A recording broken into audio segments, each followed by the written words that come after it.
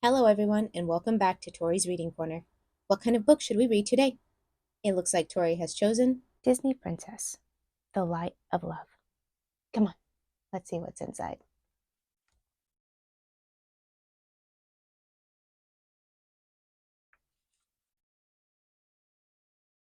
Cinderella and the prince were living happily in the palace. The glass slipper had a special place by the window. Every night the slipper shone in the moonlight. This glass slipper always reminds us that true love will find a way to shine in any darkness, Cinderella often said. Everyone in the kingdom was happy, except for Cinderella's stepmother and stepsisters. One day, a circus arrived in the kingdom. "My name is Durvan, and my circus is the most spectacular in the world. And tonight, the show will be free," said Durvan. When Cinderella's stepmother saw the circus monkey steal a shiny watch, she thought of a way to finally get rid of Cinderella.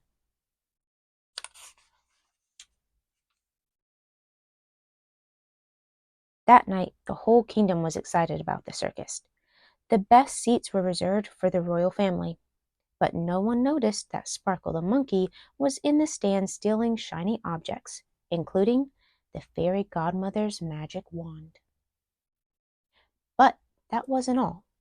Outside the circus, Durvan and his men were ransacking all of the houses.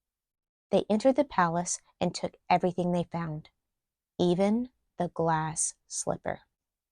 "If I let the guards, you are sure to be caught," said Cinderella's stepmother when she saw Durvan. "I will keep silent if you kidnap Cinderella," added the stepmother.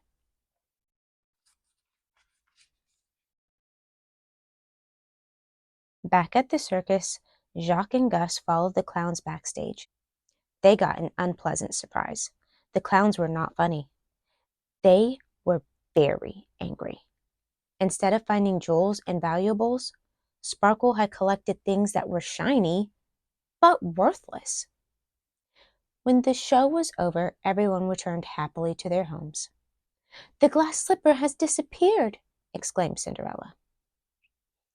"It seems that Durvan's circus was not free," said the Grand Duke. "Don't worry. I will find the slipper with my magic," said the fairy godmother. But her wand had disappeared too. Soon dawn came, and there was no trace of Durvan and his men. "We still have our love. That cannot be stolen," Cinderella said to the prince.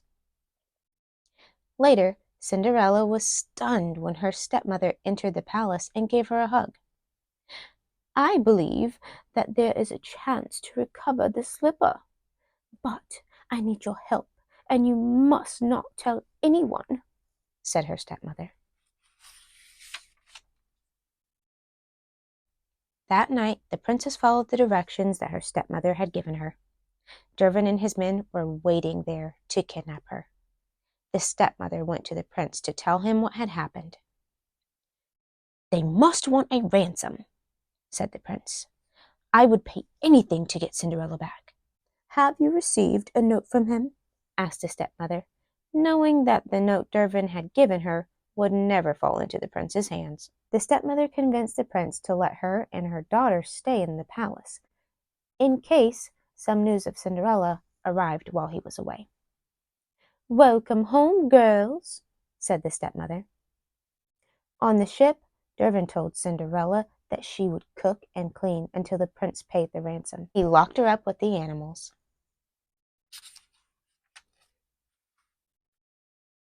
Cinderella told them the story of the glass slipper and how she met the prince. So many happy stories attracted the attention of a pair of seagulls. The princess offered them some crumbs.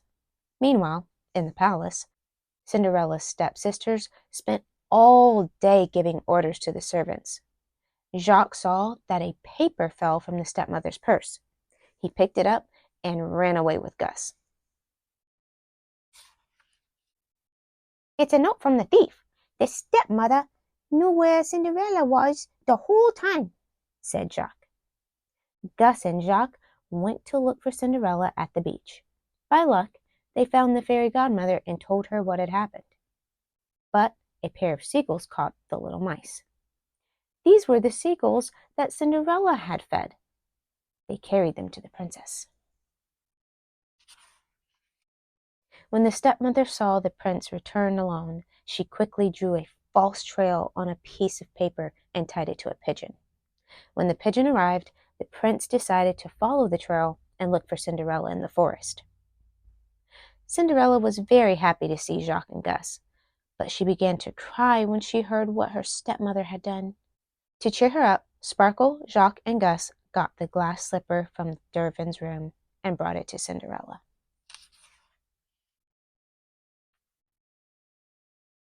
A ray of moonlight hit the slipper and lit up the room. "Of course, true love always finds a way to shine in the darkness," said Cinderella as she placed it in the window. "I know that light," said the prince. "It's Cinderella." Dervin was furious when he discovered that Cinderella had sent a signal to the prince. "Where is Cinderella?" asked the prince as he fought the pirates. Meanwhile, Gus and Jacques found the fairy godmother's wand and asked the seagulls to carry them to her. On the ship, the prince took a rope and swung to Cinderella, taking her in his arms. But Dervin cut the rope. "Watch out for those sharp rocks.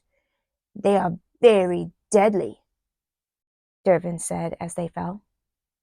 With the wand back in her hands, the fairy godmother conjured a spell to stop Cinderella and the prince in mid-air and set them safely on the beach. And Cinderella and the prince lived happily ever after. Again. The end. If you enjoyed that story and want to read more amazing books just like this one, hit that like button and subscribe for more. Bye-bye.